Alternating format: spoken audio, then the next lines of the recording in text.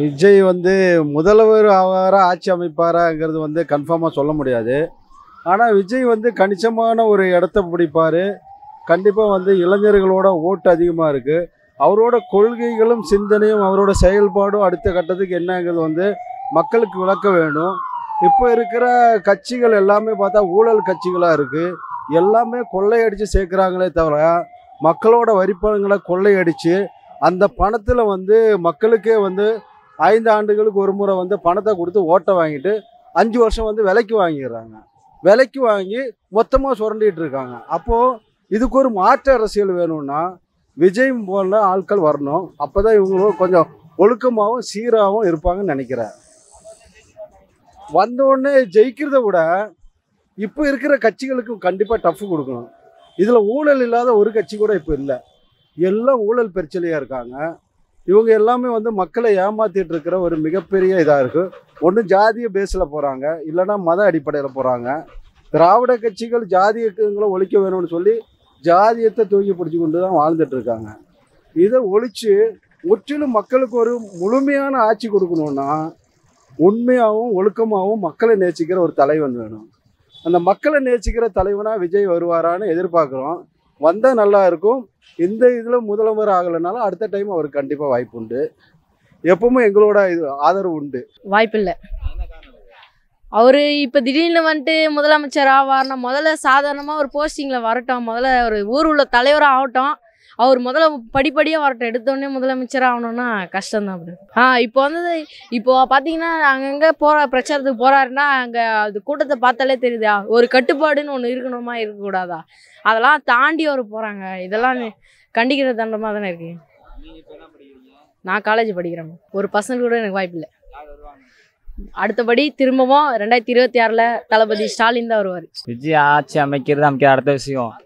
இந்த மக்களுக்கு வந்து தெரிஞ்ச இந்த ரெட்டலையும் இந்த டிஎம்கே தவிர வேறு எந்தவுமே தெரியாது மக்களுக்கு. அப்படிப்பட்ட விஜயகாந்தி ஒன்றும் இல்லாமல் பண்ணிட்டாங்க.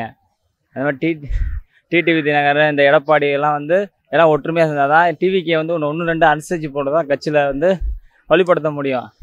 இளைஞர் சப்போர்ட் இருந்து ஒன்றும் பிரயோஜனம் கிடையாது. குறிப்பிட்ட வயசு உள்ளவங்க மட்டும்தான் தேர்தலில் நிற்க முடியும். ஓகேவா? அதில் உள்ள அந்த அனைத்து பேருமே ஒரு 17 வயசு 16 வயசு உள்ள ஆளுங்க தான் இருக்காங்க டிவிகேல. அதிகபட்சம் பார்த்தா 50% 70% வர்றதே கஷ்டம்.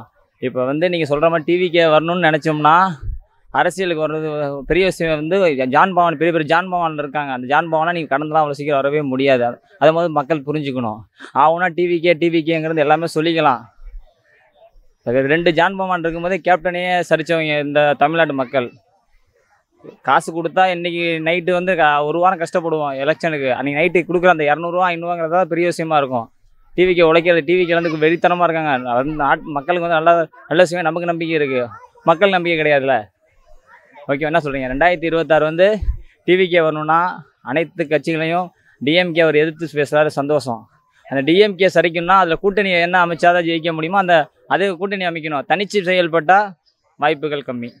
ஓகேவா? நான் கேப்டன் ரசிகர் தான். மாவட்ட இளைஞர் தலைவர், திருச்சி மாவட்டம். கண்டிப்பாக வாய்ப்பு இருக்குது.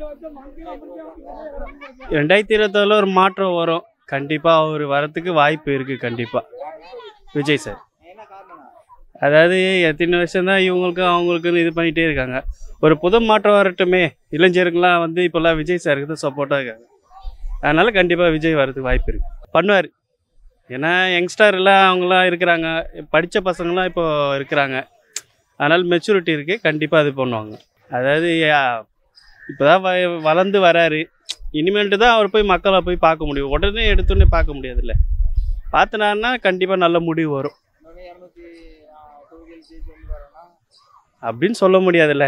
ஏன்னா முன்ன இருந்தவங்களுக்கும் இருக்காங்க, இப்போ வந்திருக்காரு. மேபி வரத்துக்கு ஒரு 40-45 சீட்டு வரதுக்கு வாய்ப்பு இருக்குது.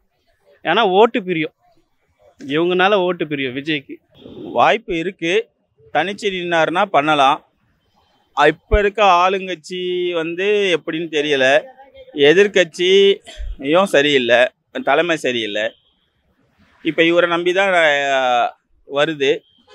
அடுத்து நல்லது நடக்குமா, எங்களுக்கு ஒரு விடிவு காலம் கிடைக்குமா அப்படின்னு நாங்கள் எதிர்பார்த்துட்டு இருக்கோம். இவர் யாரு கூடயும் இல்லாமல் தனிச்சு நின்னா ஓரளவுக்கு வர வாய்ப்புகள் இருக்குது. விஜய் வரதுக்கு வாய்ப்பு இருக்குது, தளபதி வரதுக்கு வாய்ப்பு இருக்குது. ஜெயிச்சிட முடியுமான்ற போது யங்ஸ்டர்ஸ் ஓட்டு, ஃபீமேல் யங்ஸ்டர்ஸ் ஓட்டு அவருக்கு கண்டிப்பாக இருக்குது. பட் அவர் வந்து இது வரைக்கும் தெளிவாக நின்று பேச மாட்டார். எல்லாத்துலேயுமே வந்து அவர் வந்து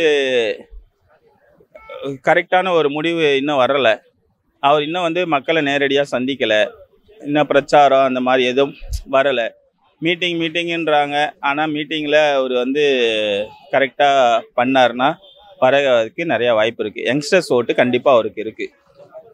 2026 யார் யாருக்கெல்லாம் புது ஓட்டு இருக்கோ எல்லாரும் ஓட்டு போடுவாங்க. இப்போ இருக்க யங்ஸ்டர்ஸும் போடுவாங்க. பட் அவர் சுயேட்சையாக நின்னா நிறைய வாய்ப்புகள் இருக்குது. ஆளுங்கட்சி ஓகே, கொஞ்சம் நம்பிக்கை இல்லாமல் இருக்கும். எதிர்கட்சி ஒன்றுமே இல்லை. தலைமை வந்து யார் என்னன்னே எங்களுக்கு தெரியாமல் இருக்குது. அப்படின்னு இருக்கும்போது நாங்கள் அடுத்து ஒருத்தர் நல்ல ஒரு ஆளை பார்க்குறோம். நாங்கள் இவரை ரொம்ப நம்பி எதிர்பார்த்திருந்தோம், கமலஹாசனை. அவரும் வந்து இல்லை. அப்படின்னும் போது அடுத்து இவர் யங்ஸ்டர்ஸ் விஜய், தளபதி அவர் நம்பி இறங்குறோம். யங்ஸ்டர்ஸு எப்படின்னு தெரில. அது அவர் கையில் தான் இருக்குது. அமைக்கிறதுக்கு வாய்ப்பு இருக்குது. அவர் சுயேட்சையாக நின்னா 70% வாய்ப்பு இருக்குது.